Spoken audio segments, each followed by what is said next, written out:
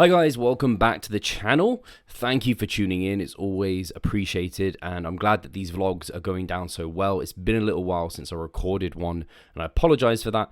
We had the RP seminar. I was just at the Fit Expo this weekend in Liverpool, which was kind of manic. 2 weekends completely taken away, and there's just been a few events which have meant it's been a little bit more challenging for me to get one of these vlogs done, but I do enjoy doing them. I do enjoy putting some information out there and getting some kind of content across to you guys to see me train, because I think there is something to seeing someone train to get some real insights that you maybe can't get from just short clips across on Instagram and sound bites like this. So one of my sessions that I recently adjusted that you're going to be seeing today, that's going to be in the backdrop, which I think everything's taken. This is like week 4, I believe, of my meso. So around 2 reps in reserve or so. So nice and close to failure. You're going to see my hamstring dominant leg day. And so I'm performing, my first movement is a dumbbell Romanian deadlift or straight leg deadlift, depending on what your terminology is. The real thing that I think makes this more of a straight leg deadlift is the fact that I am keeping my knees a little bit more straight. They're not bending as much as what they might in an RDL, and my hips are staying higher than they might on an RDL to bias the hamstrings more, to really keep them nice and stretched. Because as soon as you kind of bring the hips down, you bend the knees more, the hamstrings will slack a little bit. And that will take tension away from them. And I've been enjoying them. I don't know if I'm going to keep them in permanently or long term, but I have been enjoying doing the dumbbell RDLs. I've never had weights heavy enough to be able to use within the gym, because I always went to the gym and commercial gyms and they went up to like 38 kilos or something. So to be able to do like my dumbbell, I've never been able to do like heavy dumbbell press either, which I might do in future depending on how my shoulder is. But it's been cool to be able to experience it and learn, and also because I do have clients who use them, and so now I have some insights into like setting up and holding them and how it feels. I say it feels a bit more like a deficit kind of straight leg deadlift, because of the fact that the dumbbells plates are so much smaller, so you can get a bit more range of motion, which is pretty cool and it's a positive thing. But also it is quite a hassle to like lift all of the weight up off the ground, and it's a little bit awkward. But also there's some pluses in terms of not having to load the bar, for example, which can also be awkward. But at the moment, people ask me, why are you doing these over like a barbell version? It's not that it's better, it's that I was doing a barbell straight leg deadlift for my entire contest prep, like 6 months of my off season. I've been doing them for like over a year, I think, at that point. And so I just needed something different. It was getting stale. I was also getting psychologically burnt out with it. I kept second guessing my technique and just getting over kind of anal with that sort of thing. So I think it's been a good change, but I don't know what jumps in weight the gym at Yorkies has, because I think this I'm using like 70 kilos or something along those lines, and I think it goes up to like 80 immediately or something like that. I have to see if they have any increments, but I'm not sure if they do. So that could be awkward, because that's a large jump in load, over 10%, and so you'd expect like 3-4 reps to drop off immediately, and that just ends up being potentially out of the rep range that I'm trying to achieve here. But I am doing these in the 7 to 10 rep range for my first set. Reps then can drop off afterwards. I'm not concerned about that. It's kind of the first set rep range is picking my load for me basically, and then as fatigue kicks in, reps are going to drop off. But for example, if I was to increase by 10% and see 3 reps drop off, that's down at 7 reps, right at the lower end of the rep range, and then my reps could drop below 5, which I think is just ultimately unproductive for hypertrophy. Not unproductive, that's probably the wrong word, probably a bit strong of a term for it, because I think you can still grow from less than 5 reps. I just think the stimulus to fatigue ratio is not justifiable for using that rep range. It makes sense to go above 5 reps to get more stimulative reps and a better stimulus to fatigue trade-off. But I've been enjoying them. I've just been learning about them. Like, for example, you need to grip near the inside of the dumbbell, because gravity, if you hold it in the middle, your kind of grip will probably just slide to the outsides, and the dumbbell will start, you'll shorten your range of motion because the dumbbell will just start sinking inwards, and that'll just feel completely off as well. And I think there's a little bit more stabilization required from the upper back and maybe some of the lat musculature as well, because I do feel it quite a lot within my back when I do these versus when I do a barbell. I just don't feel like the stabilization, because obviously these are 2 free weights, so there is a bit more stability potentially required. When it's just a bar, it just is a bit more stable, which is kind of like the benefit of going from like dumbbells to a barbell to then like a Smith machine. Like, you just get more stability that way. So I think there is a little bit less stability with these, but I've been enjoying them, so we'll see how I run those. I then move to a lying leg curl, And I've probably spoken about this before actually on the channel, where people get a bit like, they saw the one paper that showed that seated leg curls cause more hypertrophy than lying leg curls. What if they haven't got a seated leg curl in their gym? I don't have a seated leg curl. But probably the reason the seated leg curls led to more hypertrophy is associated with the fact that there's a little bit more range of motion. There's hip extension involved with the leg curl. You get more of a stretch, a weighted stretch, which you're not getting with the lying leg curl, which is probably a little bit more tough in the shortened position. But the great thing is, if you do a hip hinge, you're getting that stretch under load. So actually a hip hinge combined with a lying leg curl, you kind of get both functions. You get kind of all the range of motion challenged nicely. So it's not something I'm too worried about.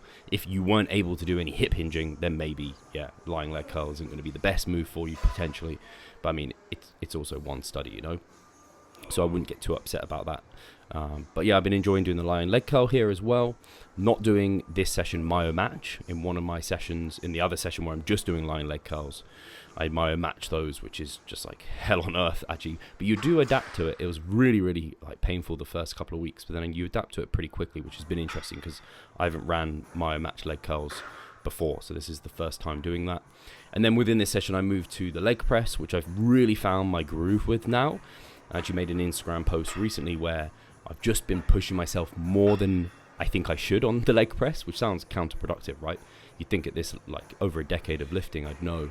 But as I've found my groove with it in terms of technique, because I do have to place my feet in a particular area and grip and get my foot positioned so that I can get a nice range of motion without my heels lifting off and it feeling uncomfortable. So now I've found my groove, I can really start pushing it. And I've just found like half of the leg press battle is mental, and you can do more than you would expect. So I've just been like adding 5 kilos every week, which maybe some weeks I would have added like 2.5 kilos, but I've just like, screw it, I'm going to add 5 kilos. So I'm doing like way more load than I was doing last mesocycle already with the leg press. So I'm really pleased about that. And the leg press just blows my quads up completely. So I'm really pleased because I've never had a leg press consistently during an off season, or actually ever, like a good leg press that is. I've tried the matrix leg presses over and over again, and like every time I'm like, why did I try this again? Let's go back to like a Bulgarian split squat in the Smith machine or something. But it's been great to have a leg press available. I think it is going to make a difference for my quads because it has a great SFR for me, and that means I'm getting so much more stimulus for the quads for less fatigue. I can only imagine over years of using it, it's going to really help contribute towards growth, or at least it's going to give me another opportunity of a movement to be able to use, because I do think I got a lot from other things.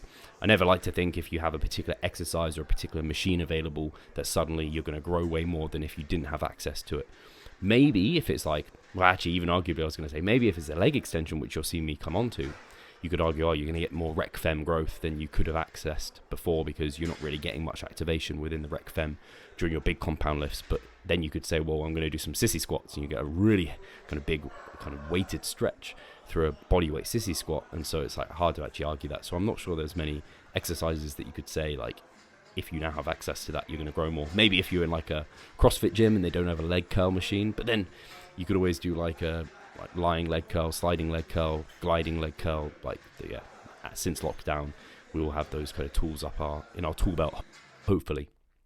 So yeah, I've just kind of had a random chat to you guys about this session, how I'm feeling it, how it's going. One thing I will say is, like, I've got much better at getting more out of my hip hinges, because in the past I have done up to like 5 sets, and I've done of a hip hinge, and I've done hip hinges multiple times in the week. And quite literally, I do 2 sets of these and I am smashed. Like, my hamstrings, glutes are completely fried. And yeah, there's quite a bit of systemic fatigue too, but I think it's worth the stimulus trade-off. And I think that's a combination of getting more from the sets and also just getting stronger as well. And then I think that's where leg curl variants come in, and they can just help make up so much volume for the hamstrings, because they are like... they're not necessarily time efficient because you don't get huge raw stimulus magnitude from them, but the fatigue cost is so low that you can make up volume that way. I think that's where like machines and accessory movements really come in. It's like, if you just back squat, yeah, you get big quads, but your limiting factor could be your lower back. And so to really finish off your quads, you maybe want to do an isolation based movement or something that's less axial fatiguing. Anyway, without me rambling on too much, I talked through a bit of my leg session here. Like I said, I'm just off the back of the FitX and Expo, and that was fantastic there with CMP, my sponsor. If you want to get a discount off CMP supplements, I should mention it. You can use the code Steve15, I believe, gets you 15% off. So I was correct. It is Steve15. You can get supplements from CMP, my sponsor. If you're in the UK, if you're in the US, unfortunately, it's probably not going to be accessible to you. But yeah, I was there with them. Great team, just great vibe from that company. They really are looking to do the best in the industry that they can. And they have a great list of supplements on their line that taste great and do what they say on the tin. And it's great to see them also sponsoring the WMBF UK as well, which is where I really they caught my attention, and I started seeing more of their stuff. And obviously we then collaborated a little bit. So that's been fantastic. And I don't know where I was going with this, but yeah, I'm pretty smashed from that weekend. I'm meant to have a week 6 now coming into this next mesocycle.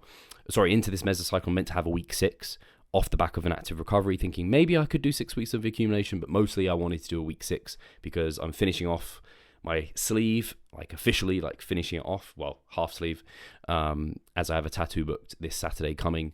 And so I need to deload that week, basically. If you get a reasonably sized tattoo, almost any tattoo, depending on the placement, you're probably going to need to deload at least half a week of your training, because it's just not worth messing up the recovery or getting it infected or anything like that. And it does get quite inflamed. So yeah, that's what's happening. But guys, like I said, I would ramble, so I'm going to stop rambling.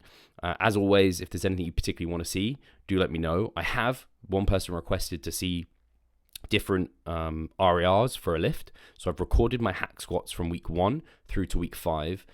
I'll probably do hack squats this week, and they'll probably destroy me. I don't know if I'll even be able to beat last week's performance, but that will show you the progression, and I'll talk through the progression week on week with the hack squat. It's very simple, but you also be able to see it, and I think that'll be valuable. Like I said, seeing someone's training can be really valuable, watching it and watching an entire set and seeing what's going on. Anyway, guys, as always, thank you for the support. I'll talk to you in the next one. Revive Stronger.